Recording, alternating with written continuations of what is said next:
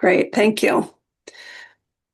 Welcome, everyone, to our December 11th Community Preservation Act Committee held by Zoom. We're starting at 5:30 tonight to host a public hearing, as we do each year. So I'd like to call this meeting to order and start with a roll call, just to be sure that each committee member can hear and be heard. So if you just say yay, nay, here. When I call your name, that would be great, just so we can make sure we can hear you. Tim, Here. Ellen, Here. Bob, Here. Robin, Here. Jason. Here. Great, thank you. And we need someone to agree to take minutes. I know Ellen took great minutes last week. We have them in hand and they will go out in next week's packet, so we'll be soon to be caught up. Thank you very much, Ellen. If anyone is willing to jump in, before we have to.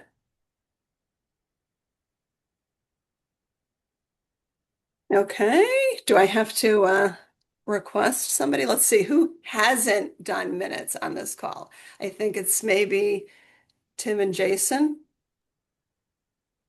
I'll Is do that it. true?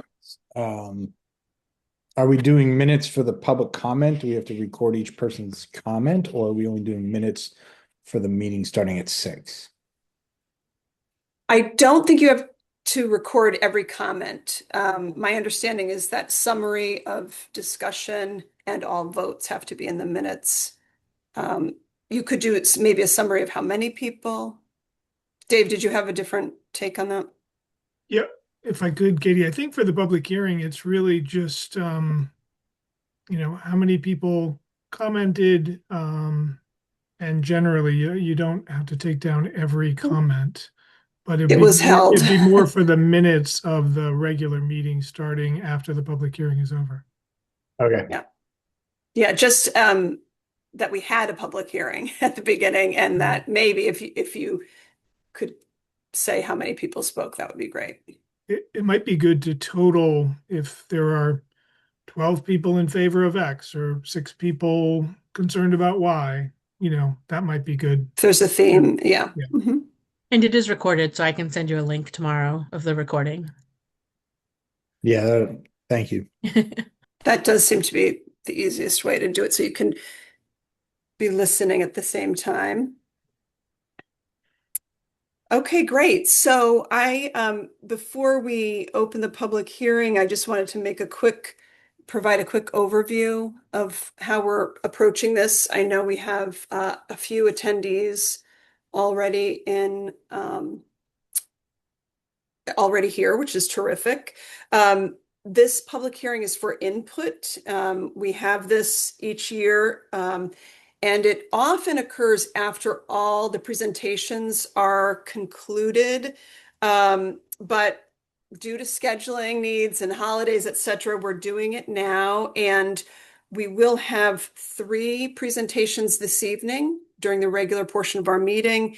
And next Thursday, the 18th, we'll have 4 final presentations. So if anyone is listening to this recording or comes in later and misses the public hearing portion tonight, we do offer public comment at the beginning of the meeting next week, as well as we will offer the public comment on our January 15th at the beginning of that meeting. And that will be the last opportunity before we go into deliberations for any public comment. So I'd like to call this public hearing to order now. Again, this is a public hearing for input on the proposals that are here before the CPA this cycle. A note to all of us on the committee that our role is to, as you all know, is to listen to the public comments. It's not a dialogue. We don't do sort of questions and answers. And But you can, if you need a point of clarification, you can ask to make a point of clarification. But really, the idea here is to listen to what the public has to say about these proposals. And I also want to make to circle back on the question that had been before us from, I think, a couple of emails from the public, as well as a member of the committee asking about sort of deciding about funding. And this was a particular question about the Jones Library request, the historic preservation piece, which we'll hear next week, that we're deciding on the merits of each proposal. And again, as I said last week, we're making recommendations and town council decides if they're going to take our recommendations, if they're going to reduce them or reject them. And there's a whole process by which we make a presentation, or I will be making, on behalf of all of us, be making a presentation to town council of our recommendations. And there's opportunity for questions there. So that is, we have to make the difficult recommendations with limited dollars on some amazing proposals this year. That's for 3 or 4 times the amount of funding that we have. So then it's up to the town council to debate the merits and make that decision. And they have the ability to decide by vote or discussion or debate if they're going to move forward on something that they have voted on in the past or change that vote. That has nothing to do with us. So we're just simply deciding on the merits of each proposal and making our recommendations. The very difficult decision about that. And so I think that's sort of what I had promised to come back to you after having a brief discussion with Dave, but that was my take on it from the beginning. So, and just to know that all of the requests before us have met the CPA eligibility. So the town does that for us in advance and ensures that we're, but I also have taken a look at them all to make sure. So we do want to make sure that everyone who has joined us for the public hearing has a chance to speak. So I want to make sure that it looks like we have about 6 folks now. I would like to put in place kind of a method by which we can ensure that everyone has a chance to speak and for equal amount of time. So it's been sort of a practice to allow up to 3 minutes for each speaker. And that will, if others join us during the course of the next 20 minutes, half hour or so, we'll have a chance to include those folks as well. So I think we're going to provide equal minutes, up to 3 minutes. And Leah Carver from our liaison, our awesome liaison from the town, has offered to do some timing with me to make sure that we both can keep on track. And so we're going to give folks a minute warning. After 2 minutes is up, we'll give you a minute warning so you can wrap up and you don't have to be cut off at the end. You can just wrap your comments. Because nobody likes to be cut off, and we don't like to cut anyone off. So we want to make sure you have warning about the amount of time that's left. So the only other part of, the only other sort of guideline is that we ask that you state your name and where you live before you make your comments. I will call on folks in the order in which you hold up your hand. So if you could use the Zoom tool, those who are in attendance and wish to speak, if you could use the Zoom tool to raise your hand, then we'll take them in the order in which they show up for us. Are there any questions from the committee before we start? Is that clear? 3 minutes for each speaker, state your name and where you live. We're not in dialogue, we're here listening and getting a chance to understand sort of where the public stands on these proposals?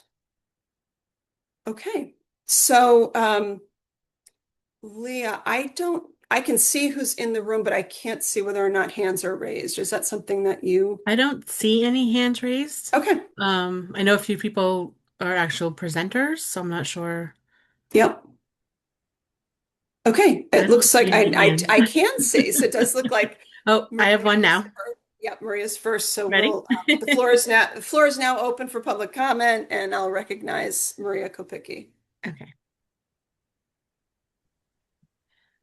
Hi, Maria Kopicki, South Amherst. I'm hoping very much that you will accept written comments as well, because my concerns aren't really going to be amenable to a 3-minute public comment. It's also kind of odd to be doing this before the presentations are made. But if we're doing this just to go on record of public sentiment, I strongly, strongly oppose the CPA committee authorizing any further funds for the Jones Library project. I would be very interested in seeing the analysis done by the town and by the chair. You referred to all projects having been vetted for eligibility, but I think that there are really grave concerns about the eligibility, especially not especially for that project. So I would be interested in seeing that. And if I know that you're not going to do a back and forth, but if you can assure us and instruct us on how to communicate in writing to all the members of the committee before you deliberate, that would be very helpful. But yes, I again strongly oppose any further CPA funds for the Jones project. Thank you. Thank you, Maria. Appreciate that. And that question about accepting comments, I think, is one we can answer, which is that we encourage folks to let us know, and people have been sending emails to the town that you could send them. Leah, should it come directly to you? Either Or- way, but the link for the action on the CPA page has the link that goes to all the members. And either way, it comes to me, and then I've been dispersing them. Right. Right. Okay, so there is a link on the CPA page for those of you in attendance and listening to this recording. We encourage you to submit comments and your views on proposals that way. They do get passed along to the full committee in a timely fashion. And if they arrive before deliberation, before the packet goes out for the final, when we start deliberations on January 15th, and the packet is prepared and goes out usually the Monday or Tuesday before. So it needs to be, your comments need to be into Leah, probably, I would say by January, like 10th or something like that, 9th. Does that seem right? Yeah, I think so. I'm just checking my calendar to be sure. That Friday before, yes, 9th. Okay, do we have any other hands raised? To make a public comment? I don't see any.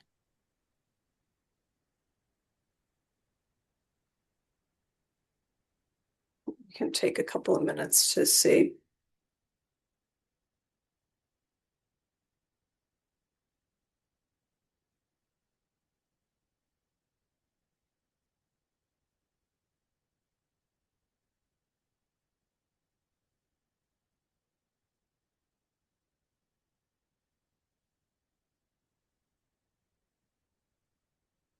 Hopefully everyone knows how to do that raising the hand thing. I have found that to be a challenge in some Zoom sessions still.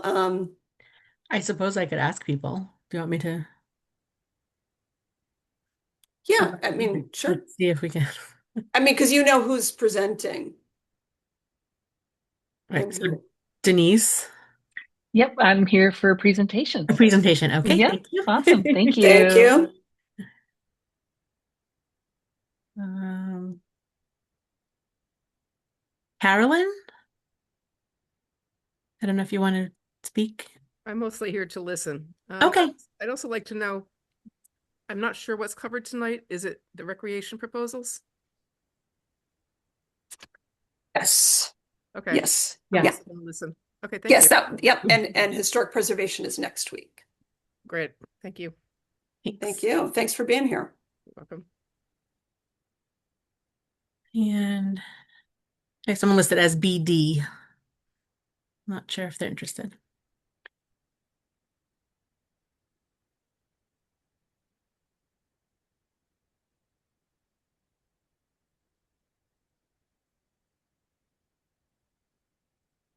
Well, since I think we posted the hearing was from 5:30 to 6, maybe, uh,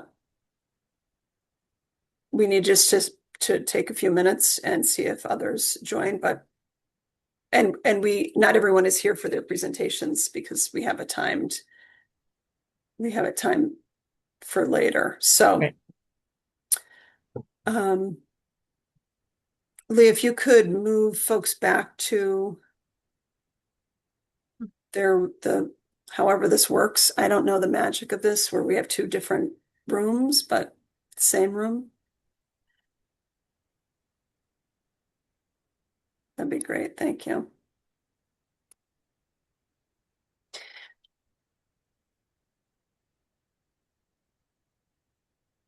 Dave has a comment or question. Yeah, I was just going to comment, Katie, that normally what happens in these situations, since the public hearing was posted from 5:30 to 6, there's an obligation on the part of the committee to keep it open till 6. And, Leah could, and you as if you can see all the attendees, Katie, can keep an eye if there are new people that enter the room and want to speak, you could do that. But we need to wait, 10 minutes or so Yeah. to close the public hearing, and you could vote at that point to close the public hearing and then open the regular meeting of the CPAC preparing for presentations. Right. Thank you. That's what I assumed we had to do. So we can all just wait patiently here. It better be prepared and ready for plenty of time for folks, then not enough time.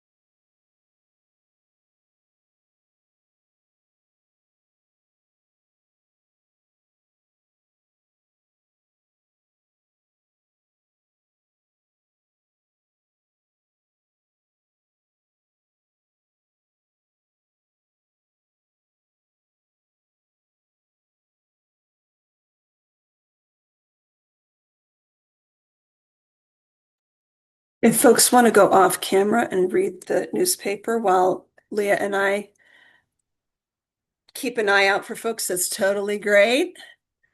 I will shout it out if we have anybody else who wants to speak. You don't have to, but just an offer.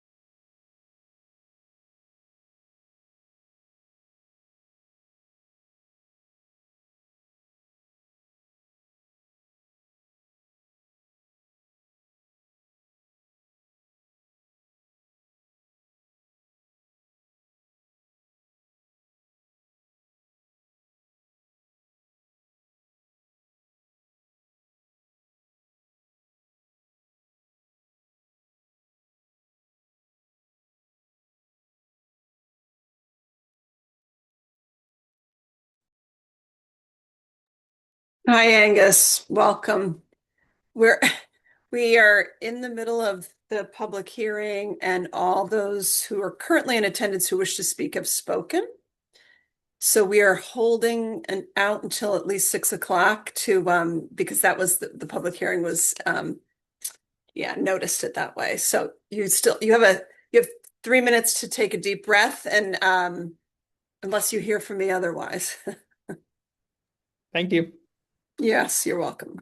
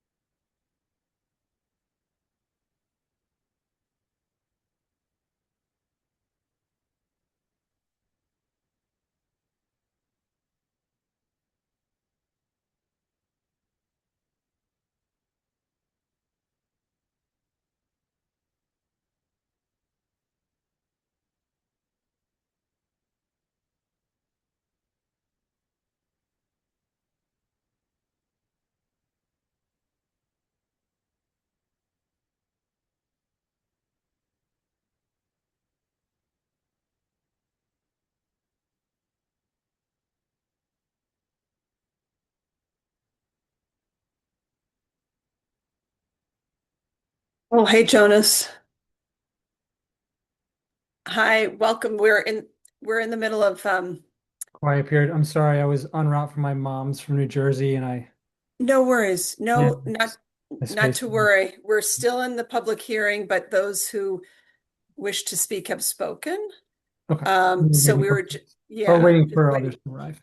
Yeah, we're waiting. I mean, it's 6 o'clock now. It was Oh, posted to right. run from 5:30 to 6. So I think I don't see any others who've joined us, so I don't think we'll have additional comments, but I'll wait for everyone else to get back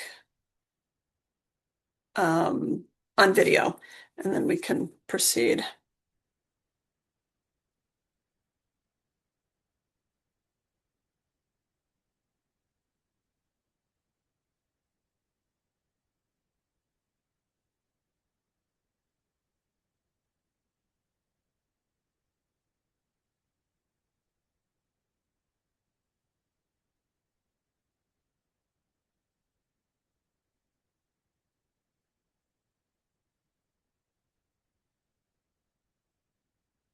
Jason, Ellen, if the two of you are there and we can roll, that would be great. Awesome.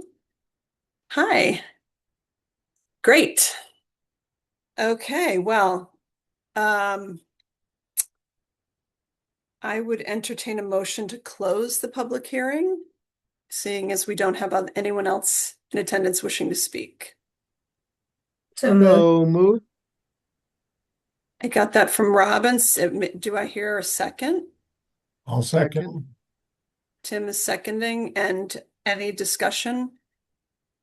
All those in favor, say aye. We'll do a roll call vote for this. Sorry for that, but we will. Tim, Aye. Jonas, Aye. Robin, Aye. Bob, Aye. Angus, Aye. Jason, Aye. Ellen. Aye. Thank you. And I am an aye as well. So with that motion, we'll close the public hearing and we'll move to open the CPA regular meeting of December 11th, 2025. Call the meeting to order. I just wanted to note that the roll call vote seems kind of formal and strange, but I did review the Commonwealth's rules on municipal meetings and hearings like this, and if it's on Zoom, you do need a roll call vote. So I'm sorry that we have to do that, but that's the way it is. I was trying to find a way that we didn't have to do it, but we'd have to meet in person. Anyway. Okay, so the first order of business was taken care of earlier because Jason offered to do the minutes for this evening. Thank you. And so our next order of business is to approve the minutes from the 13th of November. Sorry, not last week. We don't have those. Well, we'll have them next week. The November 13th minutes. Do I have a motion to approve the November 13th minutes? So moved. Do I have a second? Second? Thank you, Tim. Any comments or corrections, changes, edits that anyone had? Okay, Hold so on. I actually think I do. yes, go, Ellen. I do have a comment, but Yeah. sorry, I have to open them. That's okay. If it's something minor, like a word, a misspelling or a typo or something like that. It was just something was attributed to me that I'm not sure was quite right. Oh, okay. Mm.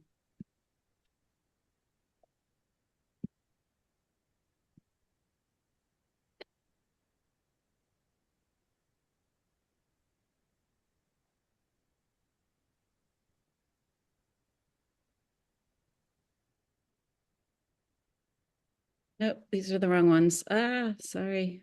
That's okay. Angus, did you have a question or comment on them? Yeah, I just had two minor things. One, I don't think it matters that much, but my name is misspelled for the present. I didn't. And then I also made a disclosure for the Simeon Stronghouse that my museums and education class is working with the Amherst History Center this semester on an unrelated project. Okay, so we can make the correction for sure on the spelling, and you'd like to make sure that disclosure is also included. I think so. Yeah. And I'm happy to like send an email explaining that if that would be helpful to Leah or someone. Well, if it's in the recording, I mean we just have to take what's in the, what was stated. But thank you. And I think those are minor adjustments. Yeah, I'll make those changes and recirculate. Thank you, Bob. I think we still can, if folks are in agreement with changes. But I think Ellen was still looking to see, there might have been something. Yes, I'm still looking. Let's see. Here we are.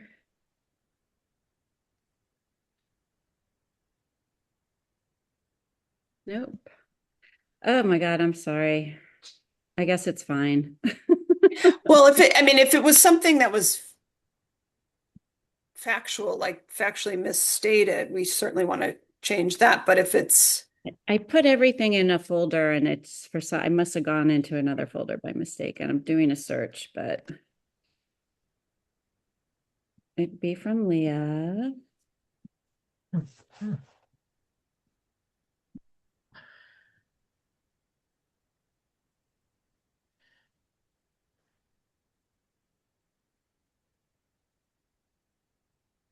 What is the date on? it's November 13th. Yeah, I keep getting November 6th. I don't want to waste time on That's this. okay. You know, you could just, you could determine your vote based on this of abstaining or not. But we have a motion on the floor to approve the minutes. It's been seconded. There have been a couple of minor suggested updates, which Bob has agreed to do with Leah. So I will take a roll call vote to approve the minutes with these corrections as stated. Tim, Aye. Jonas, Aye. Robin, Aye. Bob, fine, Angus, I Ellen. Can I abstain from it? Yes. Yep. Okay, You can abstain. I will do that. Yes. Yep. And Jason. Aye. Okay, and I'm voting aye. So we'll approve the minutes as stated with those corrections. Thank you. All right. We are early or even on track. The first presentation is for the pickleball courts, which I believe, Dave, are you presenting? Yes. Okay, so we do have the presenter with us. Are you okay with going ahead now? I am, yes. Okay. Any other questions from the committee before we get started on anything up to now? All right. Well, great, Dave. Thank you. I'd love to invite you to Sure. present on this awesome project. Great.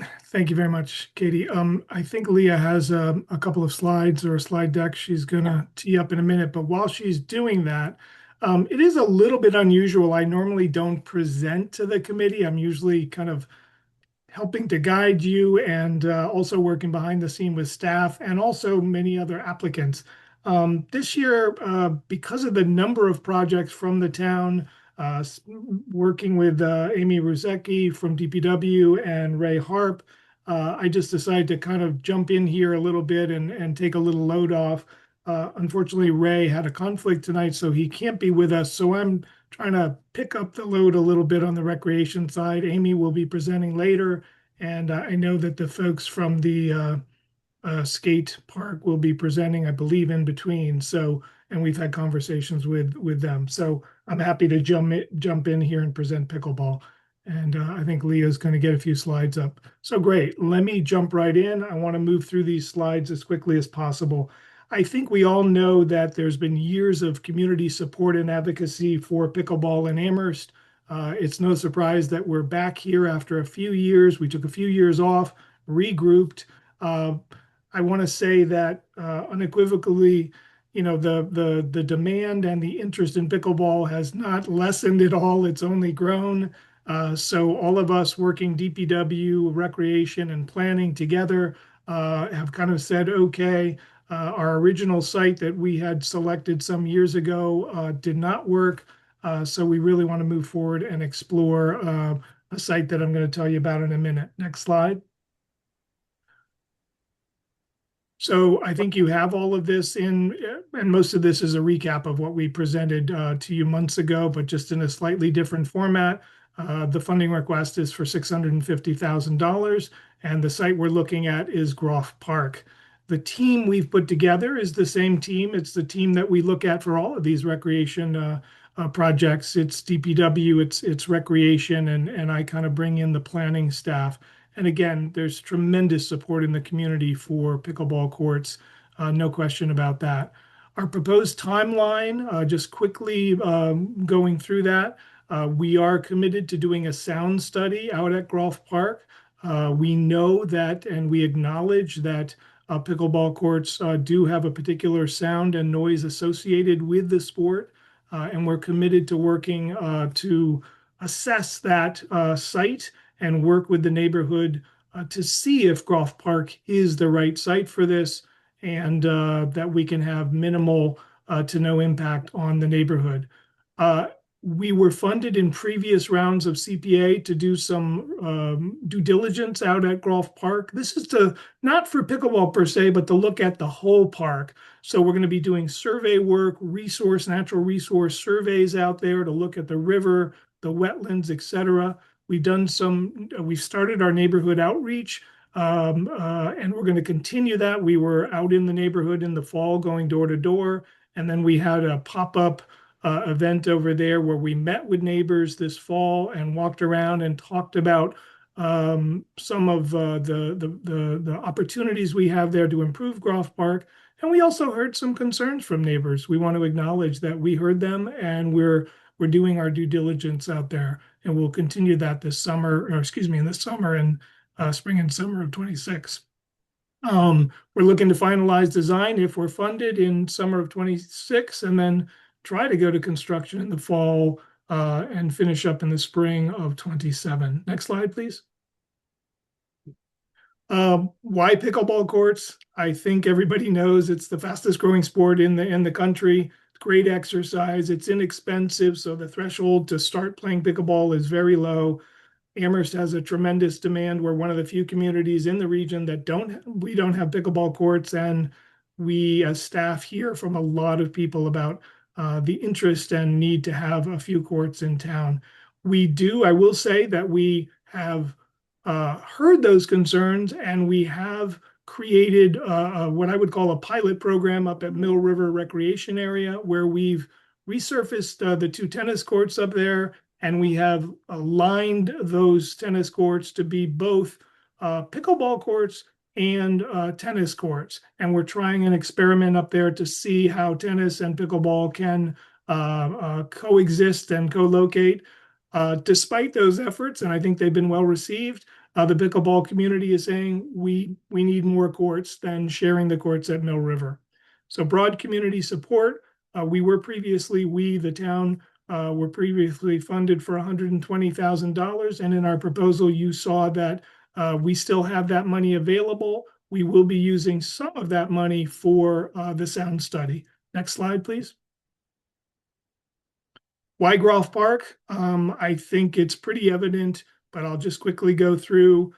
We did a needs assessment. We looked at all of our recreation areas around town for all the amenities that they have, parking in particular, access, the noise component and potential impact on neighborhood, and we landed on Groff Park. It's got existing parking, existing restrooms, and it's on a bus route, walkable, bikeable, etc.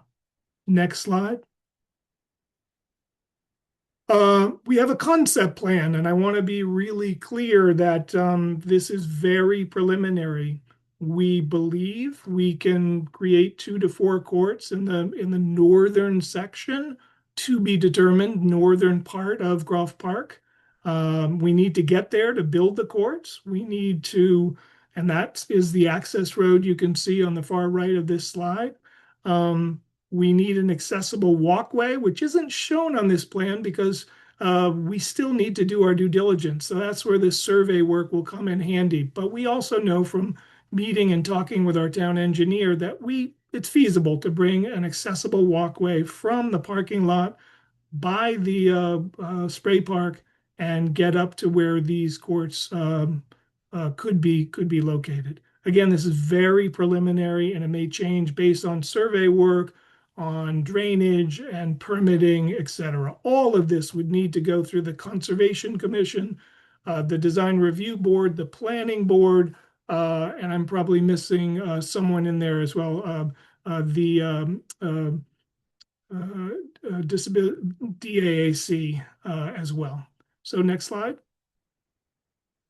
All of this is captured in the budget, but I just broke it down a little bit differently, looking at permitting and preparation costs, construction costs. You'll see there is a placeholder there for sound attenuation. If we need to do that based on the sound study and other inputs, we are prepared to do that. And then there's some associated costs, the things like preparing the courts themselves, painting, lining, nets, etc. And again, we think the total cost is around $750, but we know we're going to have at least $100,000 from the previous allocation. So this request is for $650. Next slide, please. And that's where we stand. So I'll leave it at that and take your Great. questions. Thanks, Dave, and you're under time, so thank you. I didn't make my announcement again of 10 minutes for presentation, but you did that speedily. Happy to So go we'll- back to any of those slides. I know that was kind of warp Yes. speed. No, that's great. So we do have some questions, and Tim, you were first up. Okay, Dave, can the sound study and the sound attenuation wait? In other words, this year we have obviously a really tight budget. And what about building the courts and using them and then doing it and then putting sound attenuation in maybe in a future year to save some money on this year's project?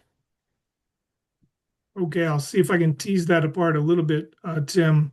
First of all, we are already under contract for the sound study. So we are committed to doing that sound study and making sure that these courts do not have impacts on the neighbors that live along Mill Lane. Just to give you, so I think that is just a statement I'll put out there. So we can't really put the courts before the sound study. We've really got to commit to doing that. And we've hired a company that does sound studies for pickleball courts. As you all probably know, pickleball courts have been built all over the country, and some of them have been built in inappropriate locations. So we've made commitments to the residents along Mill Lane that we will do the sound study. We will keep them involved in the process.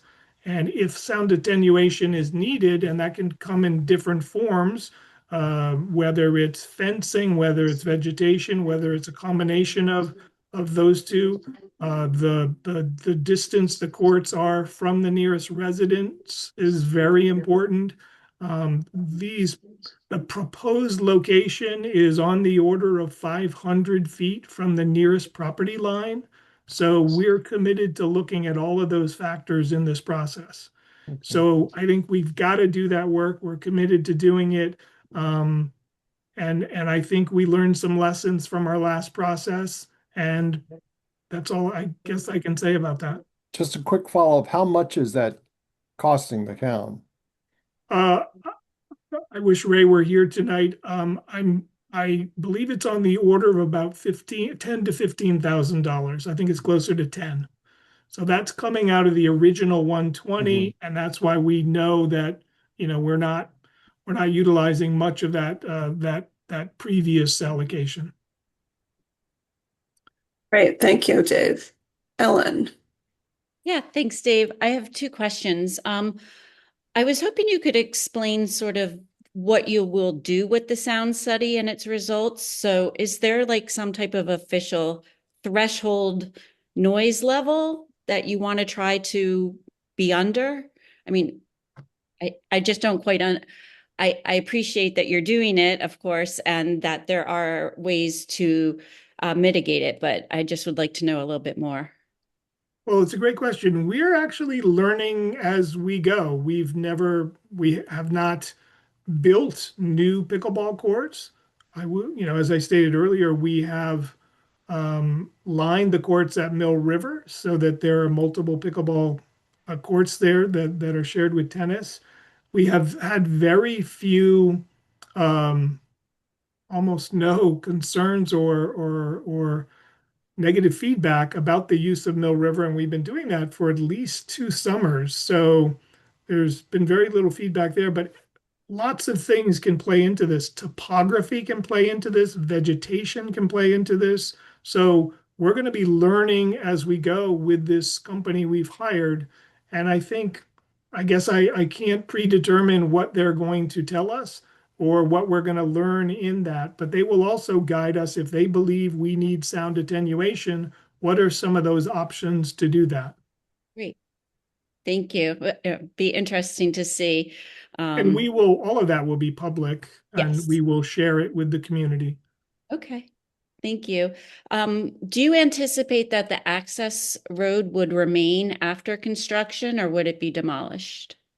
That's a great question, and I wanted to note on my slides that I said, this is very preliminary.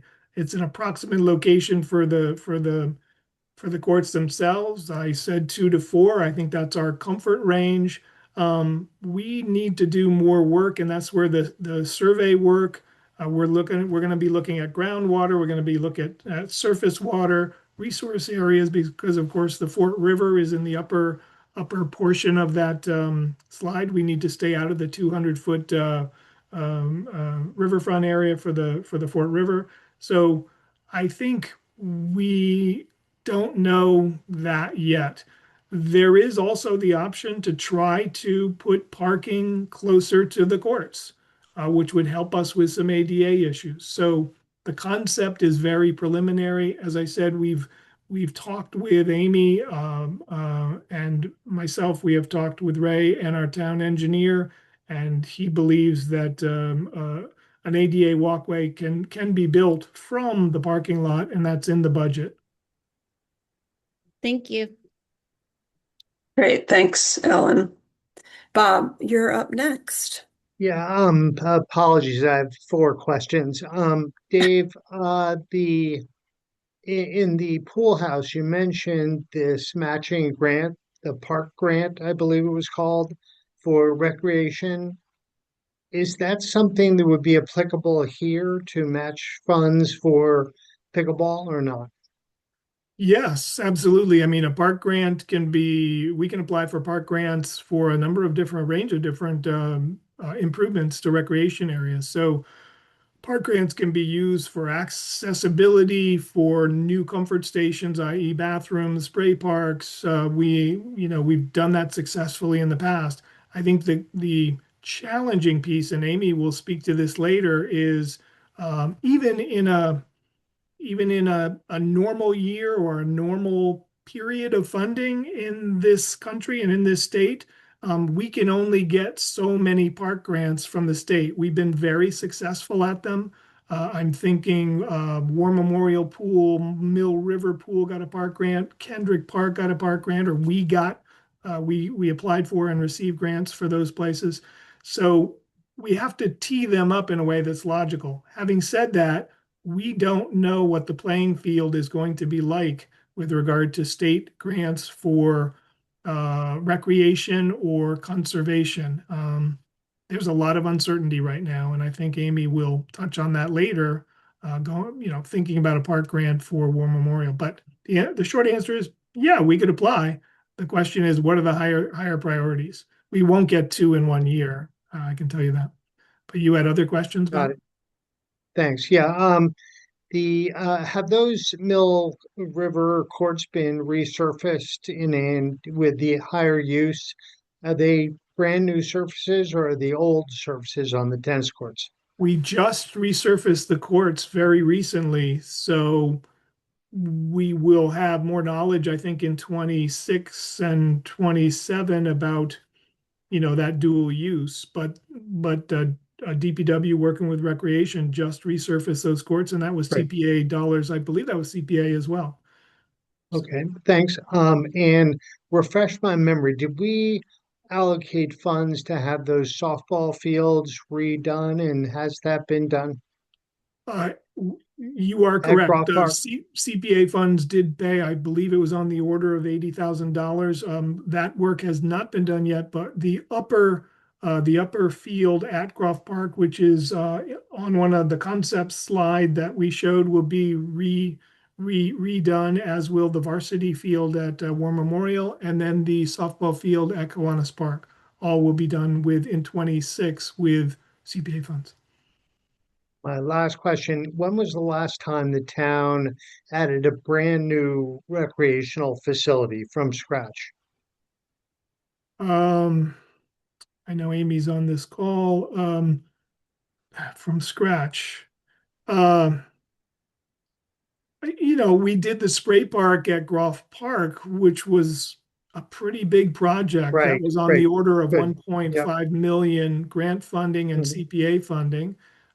We did the playground at Kendrick Park with CPA funding and a park grant. So those are the two newest, I believe. Okay, thank you. Thanks, Bob. And we are trying to keep on time here, and I want to make sure everybody gets their questions. We've got 3 more folks with hands raised in about 5 or 6 more minutes. So let's roll. Angus, you're next. Thanks. Yeah, I'll keep my question pretty brief. It's about siting and the costs associated with siting. So, it looks like the access road and the ADA path are around are almost half of the cost of the project. I mean, somewhere around $300,000. And it seems I understand why the placement is in the corner of Groff Park away from people, but at the same time, that's driving a huge amount of the expenses of this project. So I guess I'd like to hear a little bit more about the justification for why Mill River definitely won't work, why the repurposing of a couple of tennis courts there or multi-use, even though it's in pretty close proximity to a whole lot of people, is working okay, and why I guess I'm wanting some justification for the siting, considering that's such a major driver of the cost of this project. Very briefly, I can't fully explain why Mill River is working from a sound standpoint. I honestly can't. It's an experiment we're trying up there. We may at some point get residents there who really don't find the noise compatible with their uses at their houses. So, but so far so good. We looked at all the other recreation areas in town, and the first thing we looked at was distance from residential homes. And when you think of and existing uses, right? I mean, Plum Brook. Yes, there are a couple of houses close to the Plum Brook fields, but we spent about $1 million resurfacing those fields. They are, some of our best fields for soccer and field sports. We cannot fit 2 to 4 pickleball courts there, given the natural resources and the fields. We looked at Kiwanis, and we know where that went. We've looked at community fields. So this is one of our largest parks. It has a very large field, and we can achieve distance from the residents from the residential development along Mill Lane by putting it in the far northern section of the park. But there is a cost to getting there, ADA cost and a construction and maintenance cost, and that is the road. Again, very preliminary. We may be able to reduce those costs. This is a very conservative budget. It might be less. Thank you. Great, thank you. Jonas. Yes, David, the sound study, let's say it's borderline, problematic for neighbors. Is that going to then lead to, let's do this sound attenuation? Or does that lead to the project gets stopped? I'm hoping the former, and that it's partly courtesy because there's kind of standards that this location is very far away from houses, based on, I don't know, maybe some other parks that are out there in the country. So is the sound study, unless it's egregious, would the sound study kind of derail the whole project? That's question one. And then would the access road potentially be repurposed for the ADA accessibility? If maybe concession is like, parking is there, this is going to get us this is going to get us these courts. You're going to have to park down there, and now this the access path gets whatever has to be done to make it ADA. So let me answer the second question first. I think that's why I was very clear that it's a very preliminary design. You notice we didn't even put the walkway on there. But I will say that, we have had conversations about whether the access way off of Mill Lane could be the access way for people to drive back to the courts. What that does is it opens up the field to some security issues, if you will, because we don't want people driving across fields because that can be very damaging and very dangerous. So I guess the short answer is there's a possibility that we could look at that access way being the way that people get to the courts, but we're not there yet. And it The has to answer- be driven. I guess I misunderstood. I thought maybe it just has to be wheelchair accessible, has to be drivable, and then like obviously it's We- less you don't Yeah, want people, we would, it is whether it's too far. We would not make the ADA access off of Mill Lane and have, legal or just yeah, in good conscience. Yeah. as I mentioned, we have to take this through the planning board and many boards and committees, including those who look at our efforts to make things, recreation areas, as accessible as possible. The answer to your first question, Jonas, I'm not sure I can really answer that. We're committed to working with the neighbors. I think that's a conversation to be had in the spring. If this moves forward from you to the town council, then we will continue to have those conversations and we'll know more about the sound study, let's say in February, early March somewhere. So we're committed to doing that. Town staff and this appears to be our last chance to really cite pickleball courts. So we want to do it right. We want to take our time and do it right. And if it doesn't happen, then there are other options. So those might be working with the colleges, working with the university on access to their pickleball courts. All right, Jason, you're up. Thank you. Dave, the town had a pickleball tournament at Hampshire College this past summer, I believe. And there's about 10 tennis courts out there that are, I'll just say in the middle of nowhere from a sound standpoint and housing standpoint. Has there been any conversations with Hampshire College about potentially how often those are utilized and maybe restriping those and the town and the college coming to some kind of agreement? I imagine that the pickleball courts generally get used a lot more in the summertime than they do in the wintertime when they're outdoors and, potentially up into the autumn. But, if it is a lot more during the summer, especially long hours with daylight in the night and students aren't there and it being so far out there, that looks to me like it would be a potentially really good place to put these. There's a road there already. Have any of those conversations been had? Yeah, great question. And I kind of broadly alluded to that a minute ago, Jason, conversations with the colleges and universities. So we definitely have talked to Hampshire College about they do have lined pickleball courts back, as you said, back in the woods on the western part of their property. I have played many hours of tennis there in my long tennis career. But they also have indoor courts in their tennis facility off of Bay Road. So short answer, yes. We've had conversations. We're continuing to have those conversations.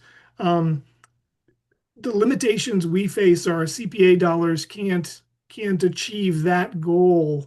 We can't secure access to those courts either through a purchase certainly is not an option, and then renting them for town residents. We can't use CPA dollars. So it would have to be more through some sort of cooperative MOU with Hampshire College, and that's where conversations are continuing to happen. So they do have a membership system at Hampshire College. I'm sure some people on this call or in the audience know about that. And you can join Hampshire College to play indoors and outdoors. And so we are having those conversations, and they're kind of happening in tandem, in parallel to this one here tonight, as we think about public pickleball courts that would remain on a public park for perpetuity. So a good question, and we're continuing to explore that with Hampshire. Great, thank you, Dave. I think We've exhausted the questions for this and appreciate your answers Right. If there are any and your questions in the proposal. future, we're happy to submit answers to questions as members think about it. Thanks. Thank you. Great. So Leah, I'm trying to see who is, it's the All Wheels Skate Park, and I think it might be Audrey, if I'm not or Aubrey, Aubrey, yeah. if I'm not mistaken. So I will Yep. try that. Okay. Thank you. I see her now, yeah.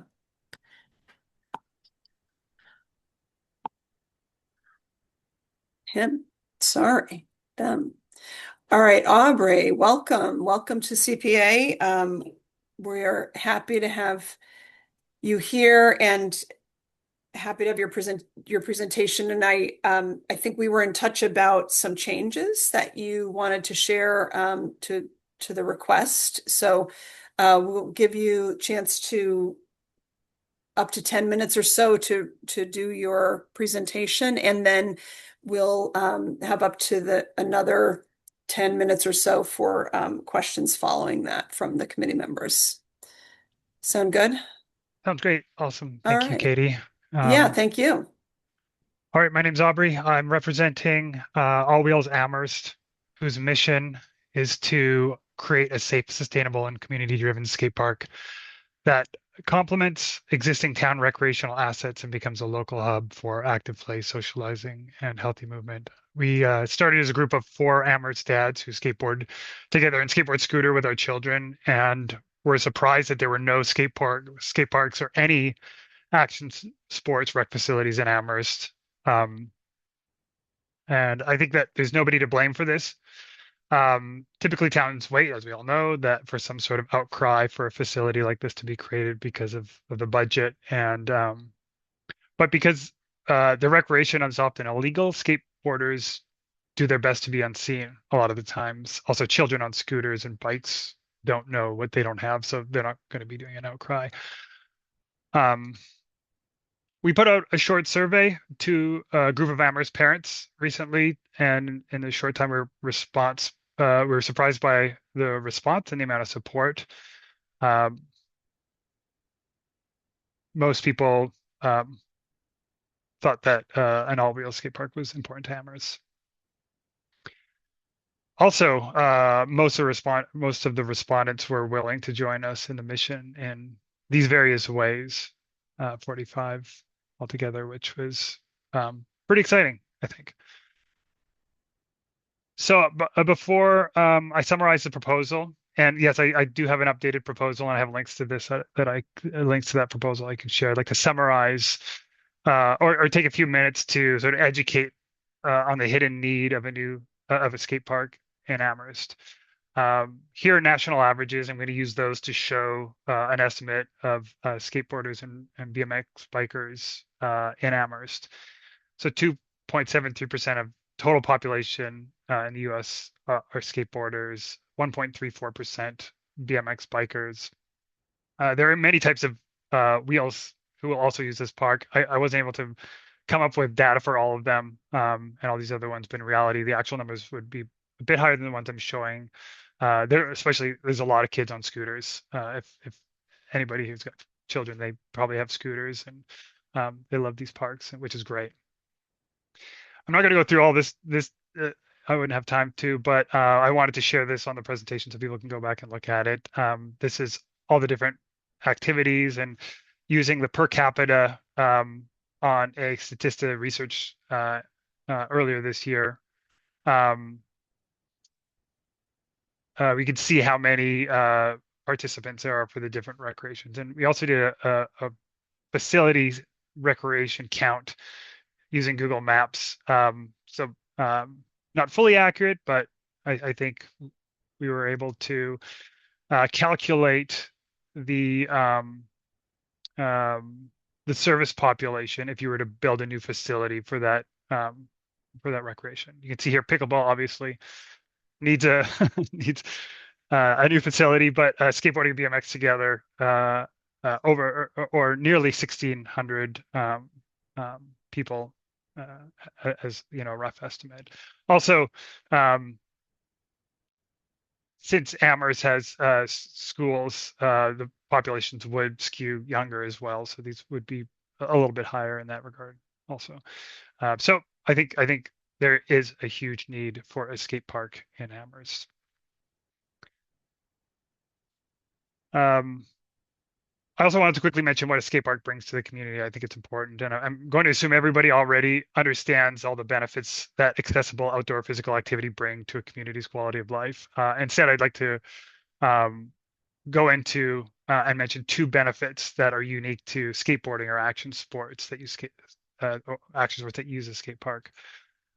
The first one is that all the ages recreate together. So there ends up being a mentor-mentee relationships that organically form. And yeah, I think everybody should just consider how impactful that is and how much that represents true community spirit. Also, the second one I wanted to bring up is a study by the University of Southern California called Beyond the Board says that skateboarding encourages resilience. The nature of skateboarding requires skaters to learn on their own and develop their own strategies to succeed. Skaters frequently perform a trick hundreds of times over long periods before developing proficiency and experience rewards for their efforts. Skaters in the study reported that they apply these lessons of resilience to their lives outside of skateboarding. And also, who loses out the most if Amherst doesn't have a skate park? And to put it frankly, disadvantaged children. Pro and semi-pro skaters already know how to find facilities. Older athletes and those with enough resources to travel to Greenfield or wherever aren't hit the hardest. It's those who don't have the resources to travel. It's also worth noting that according to the Aspen Institute and Utah State University, skateboarding is the third least expensive sport. There also aren't a ton of free or cheap recreational options for high school or middle school students in Amherst when school is out. I've heard this a bunch from parents that I know and other people who grew up in Amherst. So let's build a skate park. So here's a summary of the proposal. And you know, this is just getting started. We're proposing a phased approach, and we're seeking $20,000 to complete the first phase of the skate park project. The budget will be used to pay a company to do the following for two sites that are candidates for the skate park. So a lot of this is, you know, siting. And I got to talk to Dave and Amy and Ray last week about it, and they gave some excellent advice on how to move forward with this. So it was very helpful. Thank you. The things that we would get with the 20,000 is a site selection study that includes utilities, environmental, stormwater, natural resource mapping, and regulation / permitting / local land use, as well as a geotechnical review of those two sites with limited subsurf exploration. So there will be some digging, a diagrammatic conceptual design, and also to hold a public meeting to obtain input on the preferred site. And a lot of it would be, what we're getting out of this is to get buy-in and excitement from the community for something like this. Another option, which is $40,000, is to do all the above, plus do a full survey and a full schematic designs, and then 3D renderings of those designs. And that second option is beneficial for garnering community support and also when applying for a park grant, for example. These services were provided to East Hampton in support of their evaluation of potential sites for a skate park, which ultimately ended up at Millside Park as a town's preferred location. And they're an excellent model for how we can move forward and make the skate park. I've got a link to the full proposal here. This is an updated one. I'll also share it out. It's got those two options in full detail. Those little quick points that I have are written out in detail. And then financing as well. The full, you know, this is just that first phase. The full construction of a professional skate park is typically about $500,000 to $750,000, considering a size of a park that Amherst would need. And we would seek grants, private community sponsorships, and town support, and further CPA funding to complete the remaining phases of the project. For example, East Hampton secured a $425,000 park grant, and a further $250,000 in their CPA fund for their park, which was $750,000. I think, getting that right. So that's it. Thank you very much for listening to me. Thank you everyone who showed up and is taking part. Great. Aubrey, thank you so much. I really appreciate all the information and your presentation, and want to open it up to go back to the regular view. I think we have to stop sharing. Okay. Then we can see each other, and I'll take any questions from the committee. Really appreciate the thought you put into this. Angus. Yeah, thank you. I just have a very quick clarifying question. So the option 1 is for $20,000. Option 2 is a total of 40, like including that 40,000 includes the 20,000 from option 1. That's correct. Yeah. Okay, thanks. Great, thank you. Jonas. Yeah, thanks, Aubrey. You mentioned, do you have 2 sites in mind? No, not currently. And I think what we would need to do next is, and this would be either the town, the rec committee, or All Wheels Amherst, or some configuration of those groups would need to have a bigger list and Right. whittle those down to 2. Okay. Yeah. But the $20,000 would look at 2. It would include We'll look at 2 sites. Yeah. Right. Nice. Great, thanks, Jonas. Bob. Sure. Aubrey, thanks for that presentation. It was excellent. Remembering the community's concern over the track and soccer field and the PFAS issue, and wondering, are there alternative materials out there that they build skate parks out of now that aren't just pure old-fashioned concrete? There are definitely options. There's you can spend to have rebar that is more environmentally sound. I'm not a specialist on this, but there are definitely options. Obviously, budget being a part of it. But it's also worth noting that skateboarders and skateboard culture loves using previous town things that are important to the town as sort of part of the essence of the park. So reusing old materials if there's or art from the community. So it could be fun to commission local artists or find materials that are typically in the waste to incorporate into the park.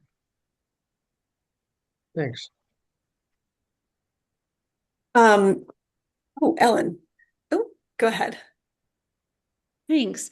You said that the money would go toward examining possibly 2 sites, and I assume that these are all public lands to be eligible for CPA money, but do you know what they are yet? I mean, you must have some idea. Well, they would definitely need to create a bigger list. Some of the things that are making a park good are things like visibility.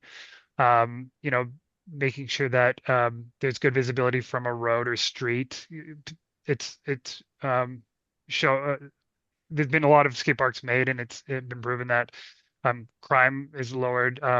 There's less graffiti, so you don't need to have maintenance costs go down. And generally, skateboarders, when you put a park in the right place, maintenance, they maintain their own park. But things like parking, ADA accessibility, as well as things like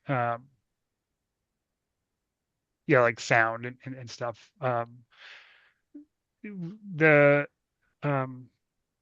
War Memorial Park, that's a lot of stuff is going on there. That would be an interesting site, but again, it's still early. We need to make the big list and whittle it down. Okay, thank you. Thank you. Yeah, maybe. Oh, Dave does have his hand raised. I was going to ask Dave if you. A point of clarification for me and for maybe some other members of the committee is a process question around recreation partnering, and if that's already been decided, that if there is funding for this, Recreation is all in favor and it would go forward that way. If you could just clarify the process. Sure, I can do the best I can here. I don't want to speak for Ray, but I've been in a number of meetings, as Aubrey mentioned, with Amy and with Ray, and I know that Aubrey, you did present already to the commission, to the Recreation Commission. So in general, I think there's a lot of enthusiasm and support for exploring this concept. I think our assessment, we would work if this were funded, we, DPW, planning, recreation would work together with Aubrey and his volunteers to and the group that he's put together to look at all of our recreation land in Amherst, not unlike what we did for pickleball, and say, okay, what are the attributes of a park, as he's mentioned, parking, visibility, bus routes, central location, putting this out on one of the branches of our long, narrow town probably doesn't make sense for a lot of reasons.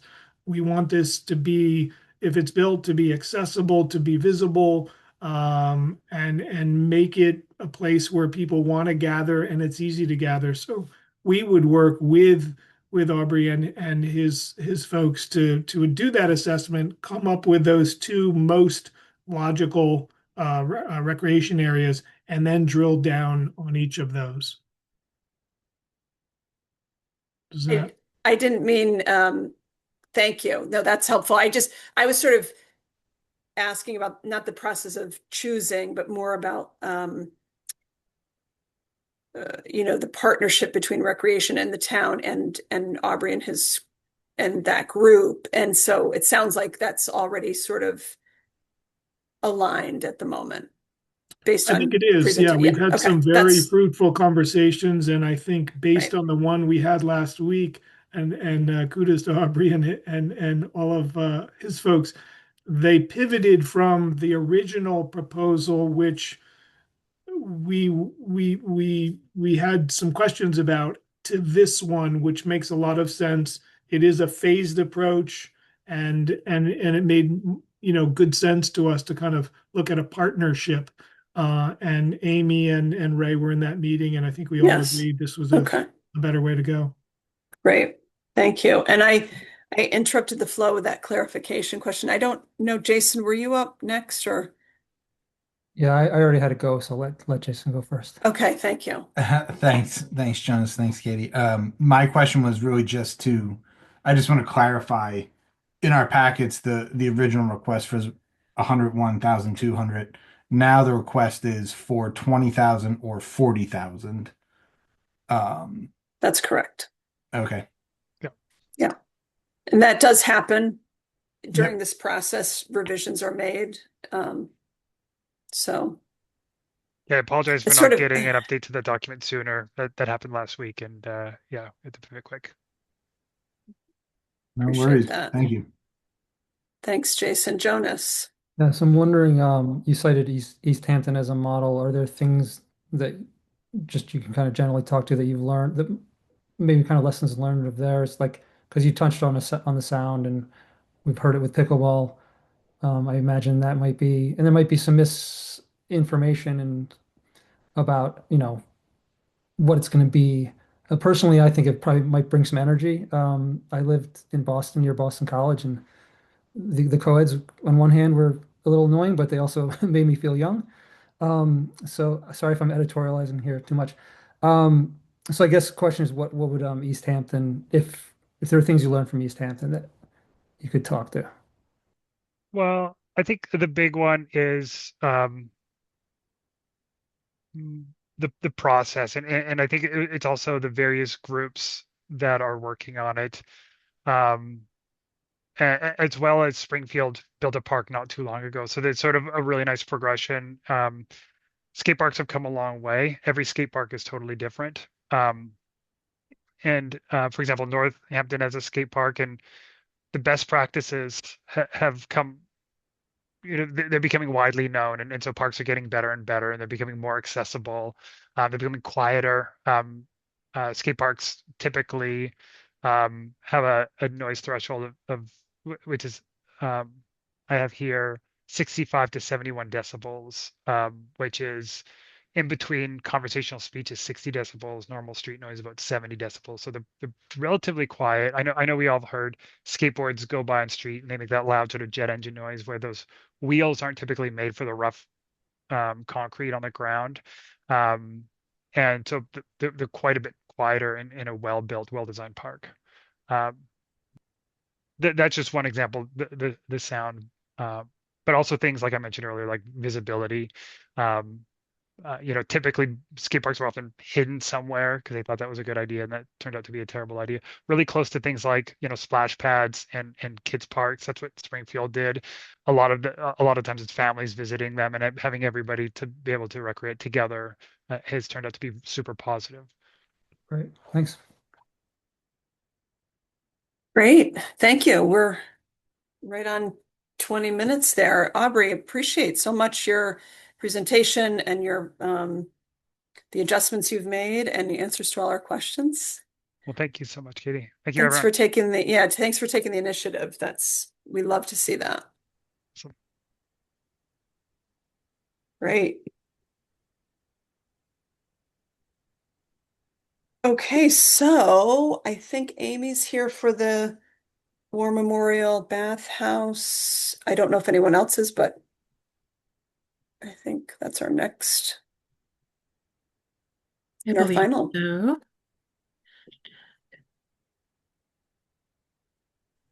Great. Welcome, Amy.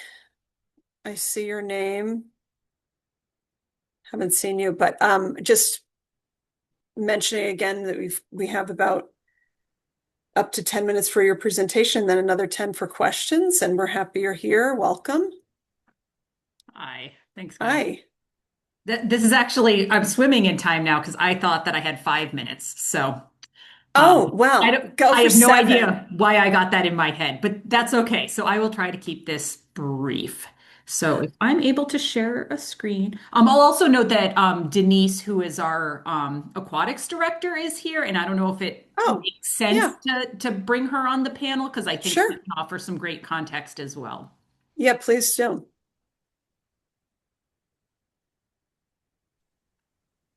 Thanks for having me, everyone. Hi, Denise. Welcome. All right. Hopefully I am screen sharing at this point. So I just want to talk quickly about the War Memorial Pool, which anybody who has been on the CPA committee, you've heard me talk about this a couple of times now, and partly because this is a facility that is badly in need of something to be done. And I hate to start with a picture of a toilet, but I think what it captures is you look at the state of the floor in this. You look at the rusty pipes. In other places we have CMU block that is splitting apart. Like the facility is 75 years old. It's in rough shape. It is well beyond the useful life of it. We have amazing staff with the folks on the rec department, the folks in DPW, and some folks in our kind of planning facilities department as well. Like multiple hands are trying to do everything they can to keep this facility functional, but it's a lot of time and effort to get a facility that still at the end of the day, this is what people that are using the War Memorial Pool are entering and using. And then beyond that, right now, there are codes that it's not meeting in terms of ADA and plumbing codes. And then beyond that, recommendations for safety. We don't have a facility where anybody can change or can get ready to go in the pool if you don't identify as male or female. You literally come to the front desk and you go to the left for one and the right for the other and go through the locker room. So we don't even have a space for non-binary or for families to be able to enter the pool together. certainly Denise can talk to this if there are any questions, but I will say, especially in the last several years, Denise has done a lot of work to really breathe life into the aquatics usage. So we have already had between Mill Pool and War Memorial Pool and the splash pad and then the indoor pool at the middle school. We do have a lot of aquatics facilities, but they are used. And so this is a bunch of the statistics that Denise put together on this is just the usage at War Memorial. And I think to me, what is really telling is that last number that we have where during the hot snap that we had last summer, the pools were open to the public for free as cooling shelters, and we had over 1,000 people just at War Memorial throughout that 4 day to do cooling. There was more than that went to Mill River Pool as well. And so, as we're having more and more of these hot snaps, we're having a lot more people relying on the pools as places that they can go to cool down. I want to kind of give credit to, there's been a lot of investment in the pool itself. There's been a lot of work done on that. So as you know, the bathhouse, which we need in order to have a pool, the bathhouse, while that hasn't gotten much work in the 75 years that it has been there, the pool itself has gotten a lot of work. So this is just kind of a snapshot of the last 15 years worth of work that we've done. So shade structures got installed. We did a filter upgrade and replaced all the equipment in there. We did ADA improvements a couple of summers ago with ARPA funding. We got the chairlift replaced, and then we also installed ADA stairs so that we're making the pools more accessible. And then this past summer through CPA funding as well, we did complete relining of the pool and replacement of the gutter system. And then the other thing beyond the pool itself, I will point out that Denise they now created this aquatics director position. So Denise is now in a role where because there is such a demand in the town for these aquatics resources, we now have an aquatics director that's facilitating that. So that the grim news is this project, we're at a point where we need financial support, or the bathhouse, we're not going to be able to limp it along for very much longer. And if we can't limp along the bathhouse, we can't use the pool. We have done everything we can to try to bring the budget down as much as we can. Unfortunately, as we have seen with all of the other building projects that have been happening in town, costs are just, they're big, So at this point, we do have 1.25 million in previous allocations from CPA. And so what we have requested is to try to fund the rest of this project. If the town feels like it wants to keep this as a resource, then it needs to support that with funding to be able to make this bathhouse usable. So that's the quick thing. Denise, I don't know if you want to add anything quickly.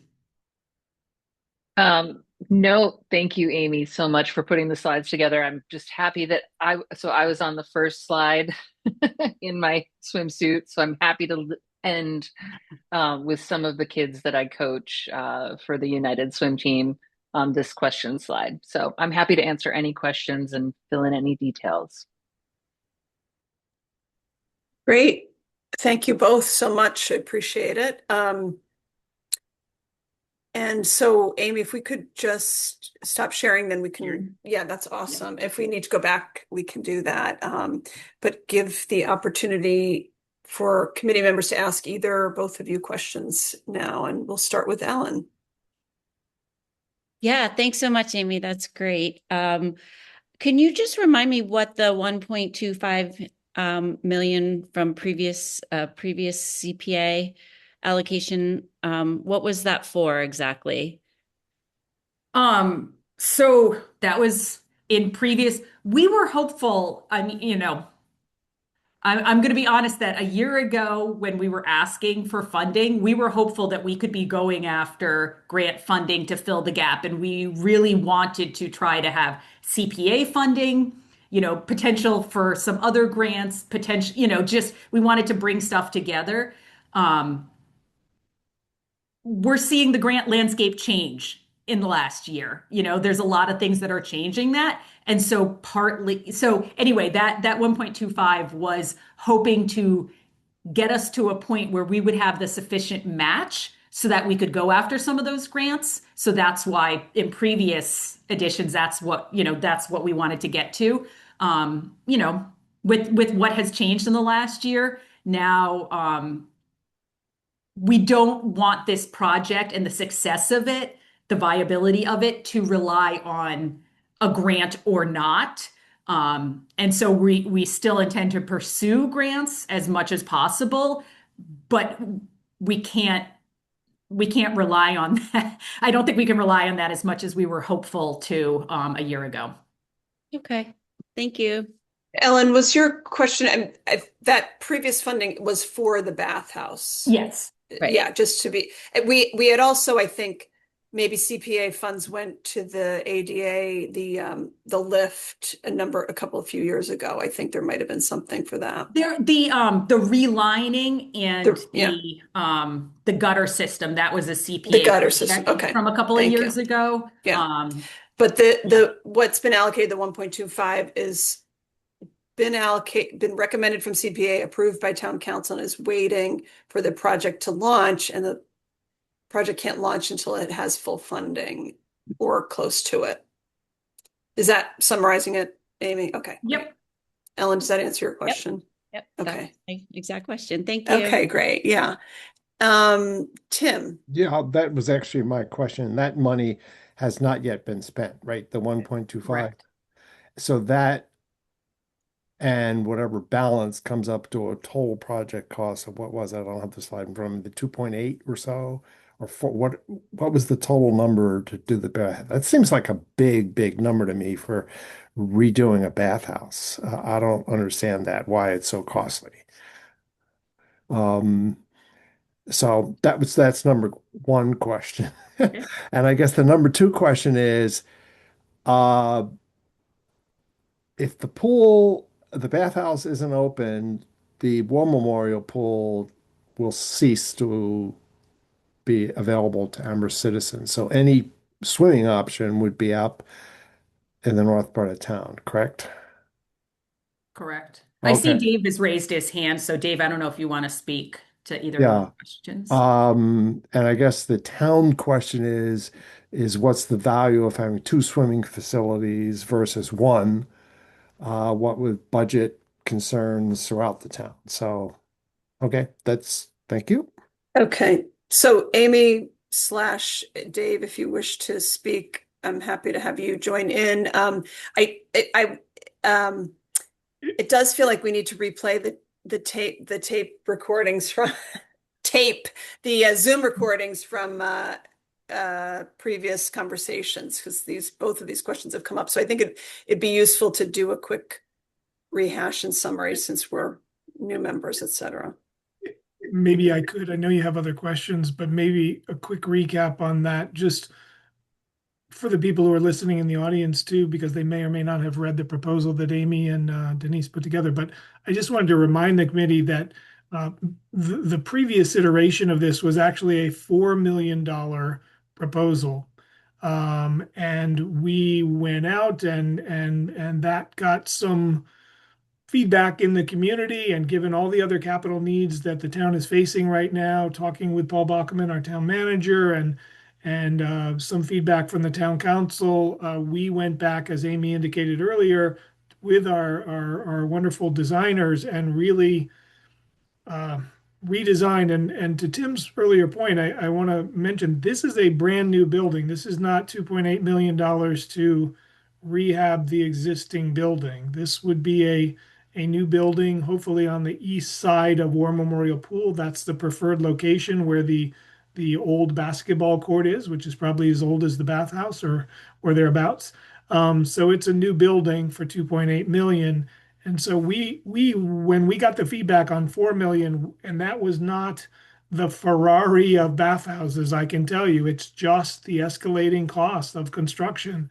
We went back to the drawing board with our designers, with our staff, and came up with this scaled back version at 2.8, knowing full well we had the 125 at least parked, if you will, from a previous vote. And that's what brought us to this point, is putting that 1.25 together with the proposal that Amy and Denise put together, and here we are with a scaled down version of the building, still meeting all the needs of ADA and the pool and all of that for the next generation of swimmers. Thank you. Bob. Amy and Denise, thank you very much for that. That was a very good presentation and reminds us all why we need a bathhouse. This is really a question for Dave. First of all, I'm trying to imagine what a Ferrari bathhouse would look like, but we don't need an explanation of that. Why would we not bond a project like this and bundle it together with the playground renovation at the other end? Why would we just not put all that together into a $3 million bond issue and get this taken care of relatively quickly? Katie, yeah. Dave, go ahead. Bob, which playground were you speaking to? So we've got the bathhouse at one end of that section of the recreational area. And at the other end, we have all the renovations that are going on up near the old bathroom at the end of the baseball field. I'm not familiar with what's going. I don't think we have anything going on there right Okay, now. maybe that ship has sailed. I'm sorry, I apologize. My question remains the same. The bond, why would we not run a bond issue for this and sort of take care of it in one fell swoop? What are the pressures there? So that's a great question. And I think what normally happens in this process for new members and returning members and for the public is, as you deliberate, and you'll hear your final proposals next Thursday, and then, we'll take a little downtime for the holidays and New Year and whatnot, and come back with renewed energy in January. Typically what happens is staff will meet, Leah, myself, Amy, Denise, our rec director, and others. We'll meet with Sean Mangano, our new returning finance director, and then typically CPAC invites Sean to come and speak to those issues, Bob. If you are inclined to move forward based on your rating system with the following, and I don't want to presuppose what those are, and there is not enough cash, if you will, in the available funds, 2.4 million is about where I believe that number is. If there isn't available money there, some or all of these larger proposals can be bonded, and Sean will speak to our capacity to bond those. It will, as we all know, it does limit CPAC in future years because that is a commitment. We typically, I believe, do 10-year bonds. So it's a 10-year commitment, and that will diminish what is available to future CPAC. So that's coming in January if you're so inclined to move forward with some of these larger projects. And Thank you, very well described. Yep. Bob, just so you know, Leah and I have already anticipated this because of the large numbers, and have Sean on the agenda for January 15th when we start our deliberation. So we'll have that information as Dave described. So that will help guide, because we don't have enough money, obviously, and there's some very large requests. So we want to know what our options are. Great. Thanks. Thank you. Jonas. Yes. Hi, Amy. I think you presented this to the rec department, but I just question about renovation versus new build. Had something maybe do with the plumbing. I'm just wondering you could break down the decision to not renovate existing, which also would maybe allow kind of a phased, let's fix this versus going for the new.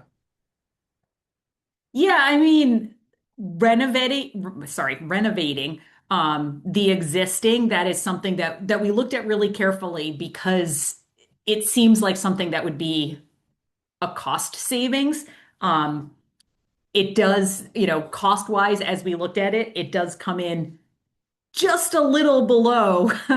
It's not really the cost savings that we thought it could potentially be. And a lot of that is because bringing things up to code, having, the safety, having a, non-binary bathroom, non-binary and family restroom facility, just like a lot of those things where the current structure, it's not as easy as just redoing the floor and, revamping a couple of things. It got very big very fast.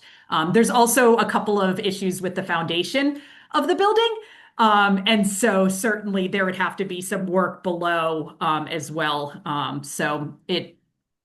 Again, it got big, very big, very fast. But again, depending on the funding we get, we may have to revisit that as an option if that's the only way to move this forward. Right. I guess the other advantage of new, which you touched on, is if it's close in price to old, I mean, you'd probably rather buy a new car than renovate your old car for durability and kind of future proofing. If they're coming in if there's not a big major cost savings. It was so minimal that I can't say 100% that wouldn't be a discussion if needed. But again, we don't want to be perpetuating a foundation that's in rough shape or, some of these other things. And unfortunately, the cost of renovating got pretty big pretty fast. Thanks. Thank you. I'm just checking time. This is a large proposal. I'm happy to go a few minutes over, but we have about 4 or 5 more minutes. So, Ellen, I think you're up next. Thanks, me again. I was taking notes, but I think I heard Dave say that the bathhouse would possibly go where the old basketball court is. Is that correct? And as we were looking at options, if we were to put in a new bathhouse, the space that we were looking at it would potentially be on the side that the basketball courts are currently on. That also allows us to not miss out on a season during construction, but also just kind of opens up the rest of the park in a way that we think would be beneficial in the future. So, okay. Are there cost implications if, moving it to a new place as opposed to building on the existing location? There are. The utilities don't go to that new place. So bringing, water, sewer, electrical over to that new location is a cost. So yes, there are some, but we've kind of, at this point, I want to leave every single door open because I want it to move forward. And so, leaving it in the same spot, that I'm not going to say that isn't 100% the choice that would be chosen given on what funding we are able to secure. Okay, thank you. Thanks, Ellen. So Amy, just to clarify, you're saying you're trying to raise as much money as possible for this to go forward, and depending on how much you come up with, you'll all be working to make decisions to fit within that scope. Correct. Okay, thank you. Jason. Thank you. I have a few questions, but the biggest one that I have is Dave mentioned that potentially this can be bonded, but then that would limit future abilities for CPA spending. Given that CPA has already approved 1.25 million for this project, if we were to say we don't want to move forward with this and we think that it should be bonded, one, what happens to that $1.25 million? Two, why is it bonded then via the like CPA and affects CPA spending? Why isn't this just the town building, the town bonding or taking out a loan to build a bathhouse? Why is it then mixed in with CPA funding? Dave, I don't know. Yeah, I could take a stab, but Dave, I don't know if you want to speak to some of that. Sure. Yeah. Go ahead, Dave. The first part of your question was about the 1.25 previously allocated, and I apologize to the committee. I didn't take a look at that motion and that action by the town council and the previous motion or the previous action of CPAC. I'm not sure whether that was a vote to bond the 1.25. Maybe Leah knows. Do you know, or Amy? I don't think it was to bond. So it was actually, that was essentially taking from existing funds. So those funds are essentially set aside for this project.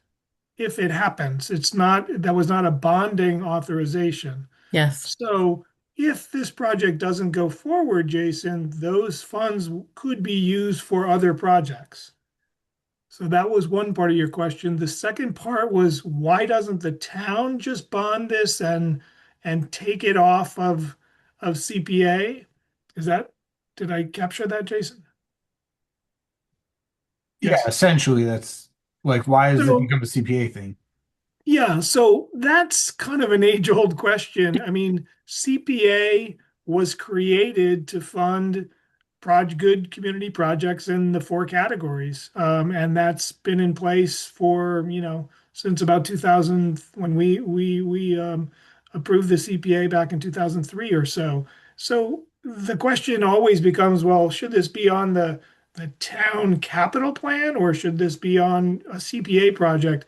And the two, as I've said before, those two processes do interface. We often fund things partially through CPA, partially through capital, and the Joint Capital Planning Committee often asks the same question when a staff member, a department head comes in and says, I would like to do X capital project. They say, well, why? That's eligible for CPA. Why don't you go to CPA and try to get the money there? So it's not a competition, but it's all of us working together to figure out what is the best pathway to fund these valuable community projects. So there's no right answer to that. It's just these recreation projects fit nicely under CPAC. I'm trying to think of a quick example. There are other projects within conservation, DPW, and recreation where they're on the capital list. They could be funded through CPAC, but we chose to go that pathway.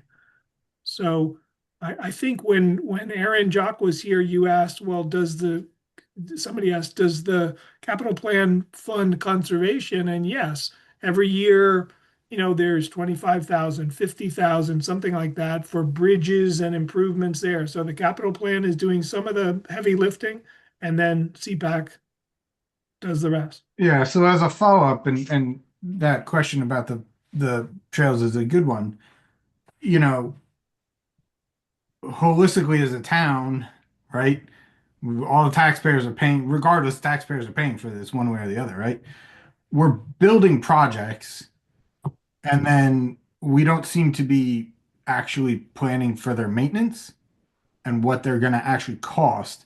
So coming to CPA is not a guarantee. Like, you have to ask for the money, it gets reviewed, people make decisions, you don't necessarily get the full amount of money, right? So like, we're in a position now where we're being asked for money, and you all are saying we're going to kind of do whatever we can with the money we get, but then who's going to maintain it? And then in the future, are you going to come and say, hey, we need another $1 million to maintain this or to do this or to do that, but you don't necessarily know if you're going to get it. So it's a little confusing to me as to like where that line is drawn, as far as just like, oh, let's bond this project, like a $4 million bond, I got to imagine for the town is not that expensive over 10 years. Or maybe it is, I don't know. But like, or why doesn't this just go out to the tax? Like, not that we would necessarily need a 2.5% override for this, but like, why don't we just put this out to the larger town saying like, is this a resource that you want to keep? And are you willing to pay for it? And I know that's a lot of questions. And Yeah, I was going to say, Jason, that these are really good philosophical questions, and I think we want to. This could be part of deliberations as opposed to what we're asking Amy and the presenters about, because yeah, I think they're more philosophical around the CPA funding and sort of, no matter who bonds what, it's the town bonding, it's not us, and it's just that CPA would provide the annual payments on that versus where would that, if it was bonded in some other way, where would those payments come from? But I do think this is a great, something for, if if it's okay by you, we can bring this up as part of an agenda in deliberations. Yeah, and that's my major thing is like, if it gets bonded through CPA, then it does limit future projects. Right. And so it's like, where does that line get drawn? Yeah. And but I'm fine with moving on. Yeah, thank you. I appreciate that. It is limiting, or we could look at it as an asset, which is like, it does give us the chance to do more than what we can do with cash on hand. So, it's sort of glass half full, glass half empty. It is a philosophical decision. Katie, could I add one little tidbit before we move? Yes. Yeah. We have 2 more questions, and I know we're over, so I want to try to keep us moving. Yeah, Go just ahead, to Dave. keep everybody thinking that there are certain projects that are eligible for CPA funding. I mentioned before, but like, for instance, the town hall roof, one of our most historic and iconic buildings, and we talked about that a couple of weeks ago, is eligible because it's a historic building. But if we have another building like on the wastewater treatment plant, I don't know, I was just picking that roof isn't eligible for CPA because it's not a historic building. So this is the way, we kind of navigate through eligibility and fundability. And I think they're great. They're great questions. So we can provide more guidance on that with Sean and myself and others at future meetings. Amy, you have. I just quickly, first of all, Jason, you're absolutely 100%. One of the things that I often stand on a soapbox about is that we get all these great projects, and then ultimately I have to maintain them without a budget that reflects the additional resource. So thank you for that. But in this case, right now, the amount of time and money that my staff, that Denise's staff, that town hall staff is spending to maintain the facility that we have right now, it's a lot. And so at least in this case, I guess I can at least promise that I won't come back for 75 years for another building at War Memorial Bathhouse. You don't need to promise that, Amy. We have folks are welcome to apply. Always welcome to apply. But your point is well taken about maintenance. The maintenance will go down. That's my point. Right now, we're spending a lot of time. Mm-hmm. Thank you. Yeah. And Jason, thanks for agreeing to table that for then. I do think those are important questions for us to talk through. So other questions for Amy or Denise? Tim, you are up. Yeah, that is a question that I had, and that is when Sean comes back, if we had the 1.25 already in the bank and the CPA approved the total cash amount, if the town took that and this request, added them together and bonded the total, the annual amount, there's going to be a CPA savings because we aren't going to be spending the 1.25. We're going to be spending less of our money because it's bonded. And I'd like to see what Sean's numbers show about that. Because I'm assuming we wouldn't just bond this project. We would add the 1.25 and bond the whole thing. Okay. Well, I think. But so I want Sean to be able to address that, right? I will bring that question in advance to Sean. And I think part that in addition is any other projects that we might deem have merit that might also need to. So we'll need to talk about it in the whole. Oh, but I understand. Thanks for bringing that up. And the other quick question was, if I recall in previous discussions about this project, will those bathrooms or the house there be available for the public when the pools are closed? Like the pools are only open in the summer. Fall soccer, spring tennis, et cetera, et cetera. Can the citizens use that facility year round? Or will it be closed? Or asked another way, will only be open when the pool's open? So remember when we were talking about this a year ago and we had a different price tag. So some of the things that we cut back on all of that was there were going to be bathrooms that were open, not in the winter. We're not talking about winterizing this building, but at least for the season where the ground isn't frozen, having exterior bathrooms there. That was one of the things that got taken out.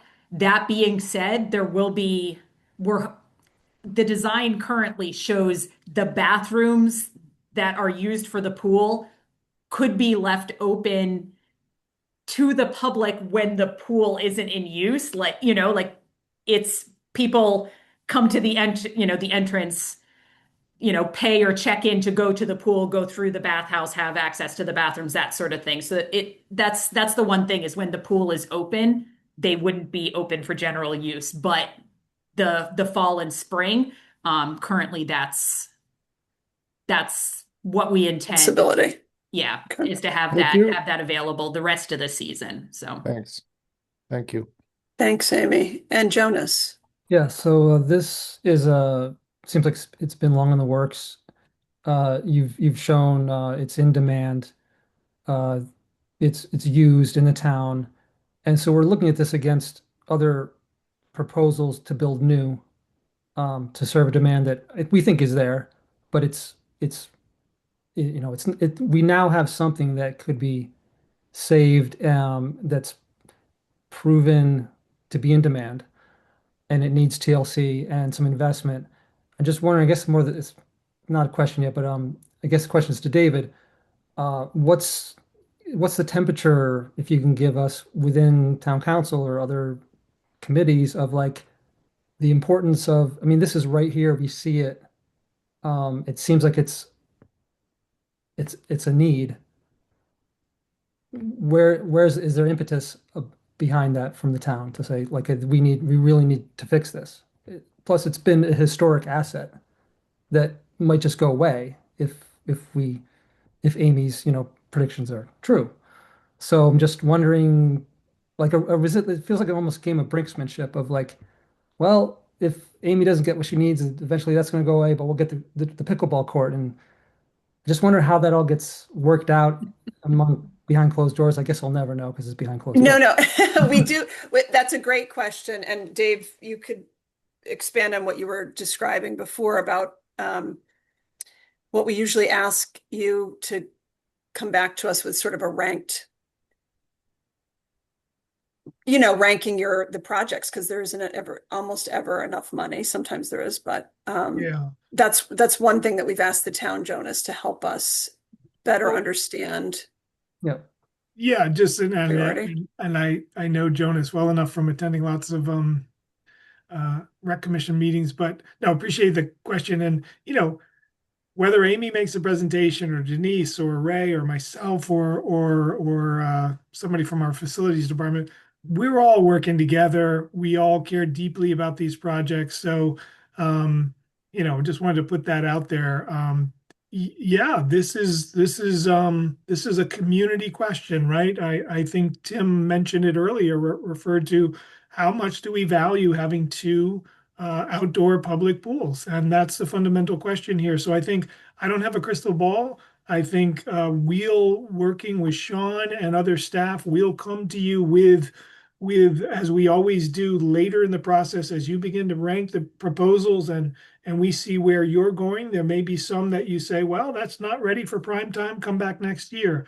And as you get to that point, then we can come to you with suggestions as to, well, you have enough money to fund the following 6, but maybe these 3 are put together and those could be bonded.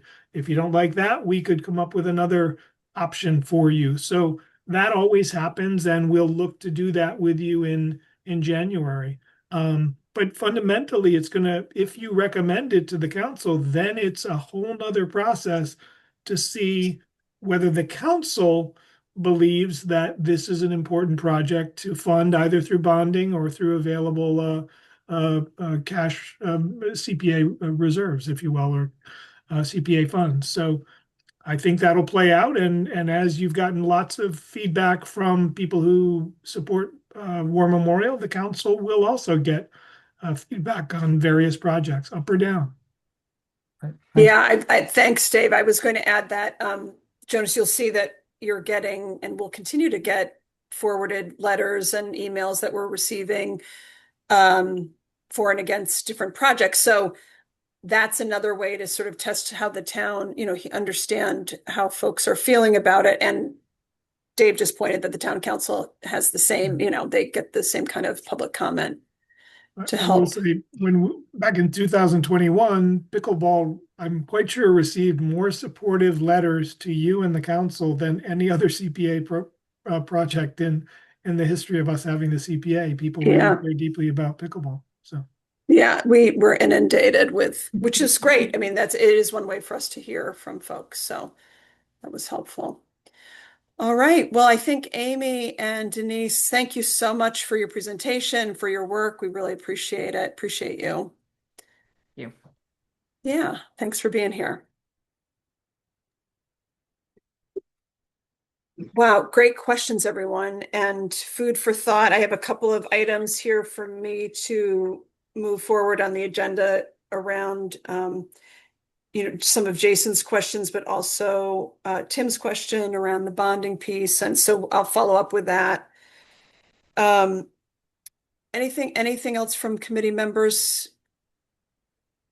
I want to thank the attendees who've stuck with us and continue to participate in that way, and those who watching the recording.